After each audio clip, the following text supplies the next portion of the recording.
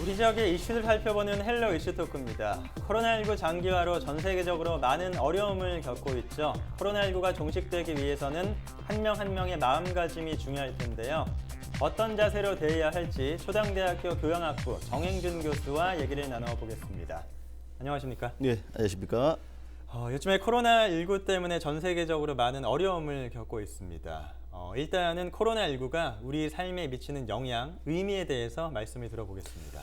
네, 지금 우리 인류가 지금까지 존재할 수 있었던 배경에는 사실은 뭉쳐 살았기 때문에 존재했습니다. 그런데 이 코로나19가 이 장기화되면서 흩어져야 살 수 있는 상황으로 오게 되었습니다. 이러한 점에서 코로나19는 우리 인간의 삶에 근원적인 물음을 지금 던져주고 있다, 이렇게 말씀을 드리고 싶습니다. 사실 지금 진행되고 있는 코로나19는 상황을 보면 사실 우리가 과거에는 뭉쳐야지만 살았다 한다면 흩어져야만이 사실은 이제 우리 자신을 지킬 수 있는 이런 아이러니가 지금 연출되고 있는 것 같습니다. 그런데 이제 흩어져서 살다 보니 이제 또 다른 문제가 발생하고 있는데, 그 문제 중에 하나가 첫 번째가 바로 심리적 고통입니다. 네. 지금 어린이에서부터 노인에게 이르기까지, 또 주부나 뭐 학생이나 직장인 할 것 없이 이제는 흩어짐으로써 살아가는 이 삶에 대한 이 모든 이 영향이 이제 개인의 심리적 부담, 근데 우리 학계에서 말하는 고독감이라든지 우울감이라든지 또 답답함이라든지 이런 문제가 지금 본격적으로 대두되고 있습니다. 네. 그리고 두 번째로는 이제 경제적 고통입니다. 우리가 살기 위해서 흩어짐을 선택했는데 흩어지다 보니까 이제 경제가 이제 돌아가지 않습니다. 이로 인한 지금 특히나 이제 중산층을 비롯한 우리 서민들에 대한 이 가계 경제에 대한 파탄 등등, 앞으로 이 코로나19가 어떤 식으로 종식이 되는지 모르겠습니다만 그 과정이 결코 우리 민생 경제에는 그 고통을 정말 극복하기 쉽지 않은 그런 이중구를 갖고 있다 보고 있습니다. 이러한 맥락에서 코로나19는 우리 삶에 대한 인식, 또 살아가는 방법에 대한 변화를 야기시키는데요. 첫 번째, 인간의 존재에 대한 한계를 사실 매일매일 우리 현대인들이 느끼고 있다, 이렇게 볼 수 있겠습니다.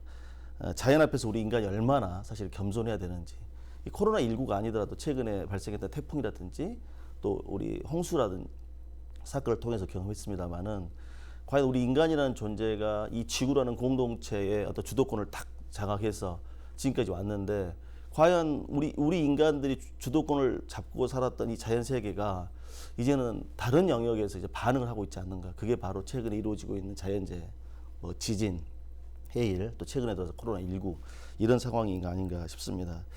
그리고 두 번째는 인간이 살아가는 방법에 대한 변화인 것 같습니다. 네. 이제는 홀로 또 이 사회적 거리를 두고 살아가는 것이 상당히 익숙해진 것 같습니다.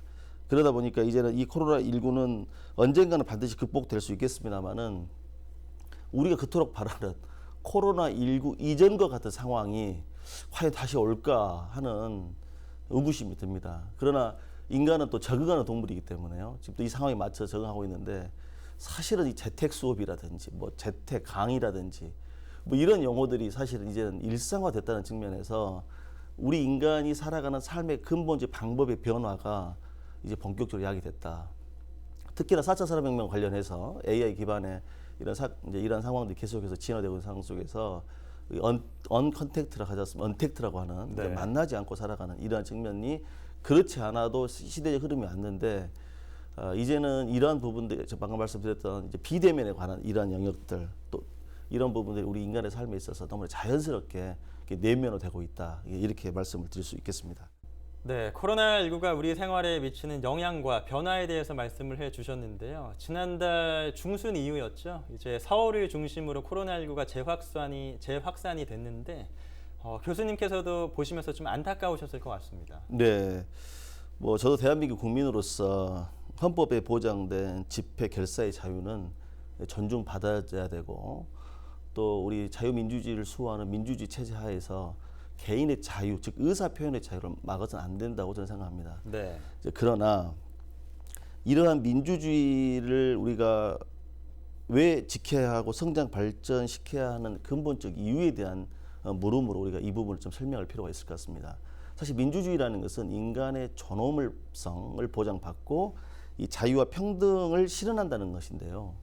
이 인간의 존엄성과 자유와 평등이라는 건 사실 무한대로 누릴 수 있는 그 권리가 아닙니다. 네. 다시 말하면 인간의 존엄성과 자유와 평등은 타인과 공동체에 피해를 주지 않는 범위 내에서 우리가 작동되어야 되는 헌법적 원리입니다. 그런데 우리 앵커님께서도 말씀을 하셨습니다마는 이 광복절 집회 이후에 지금 코로나19가 재확산되는 문제가 얼마나 큰 지금까지 많은 사회적 영향을 미쳤었습니까?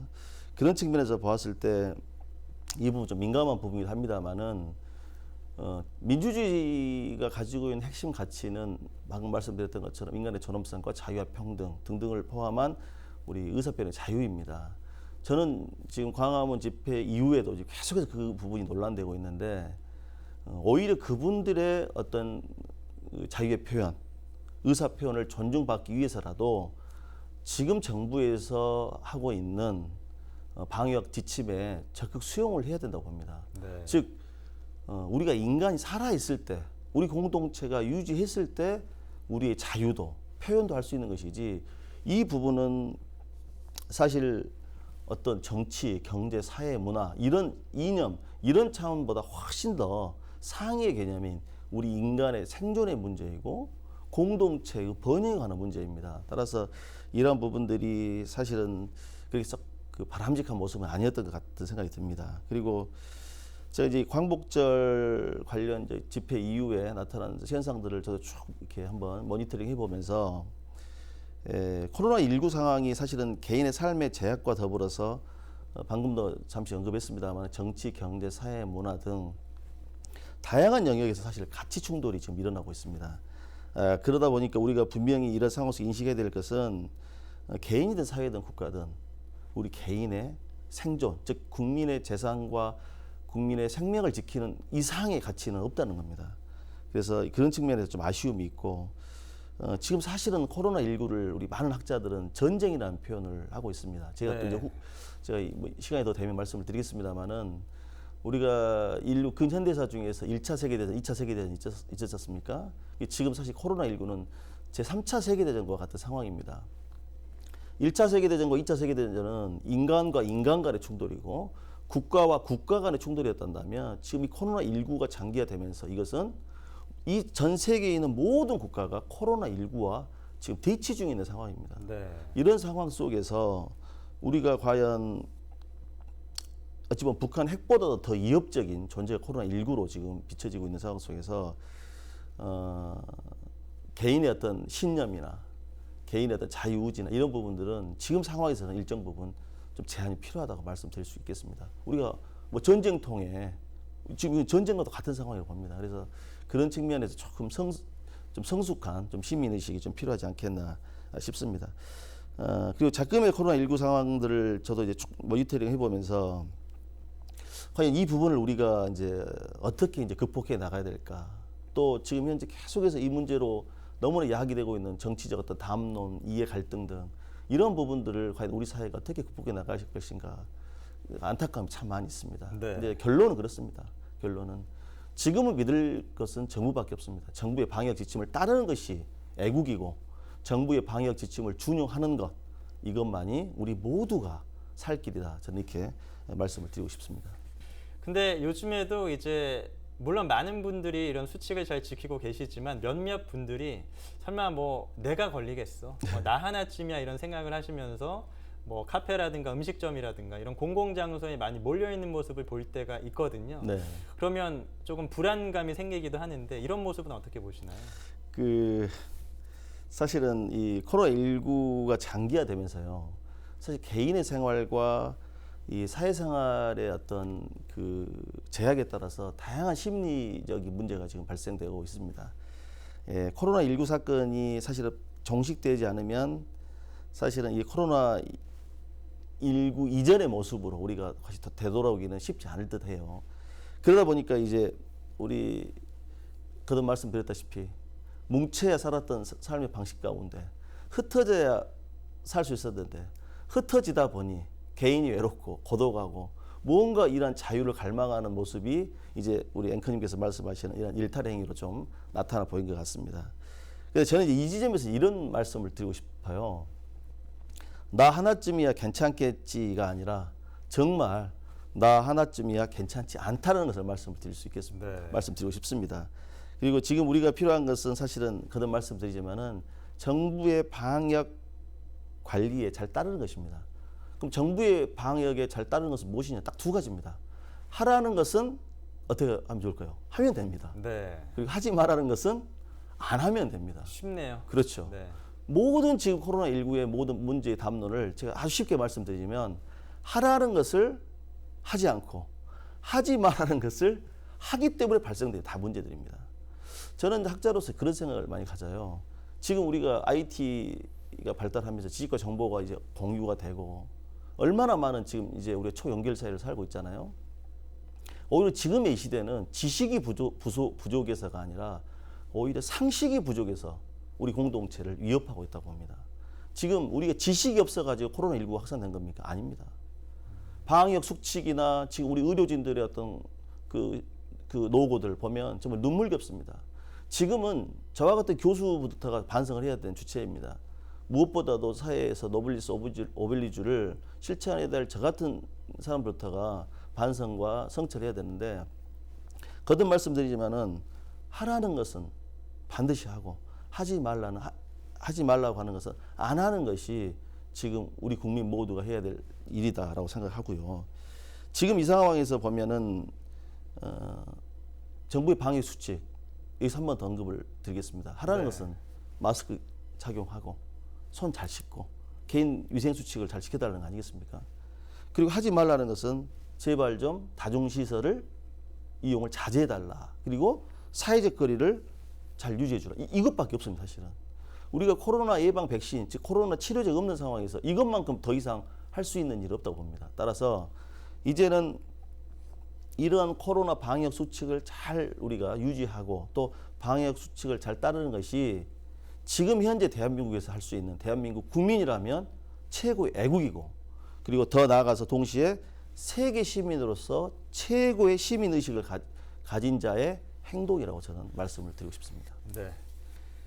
코로나19의 확산 방지를 위해서는 정부나 지자체도 노력을 해야 하지만 국민 개개인의 노력도 필요할 것 같습니다. 네.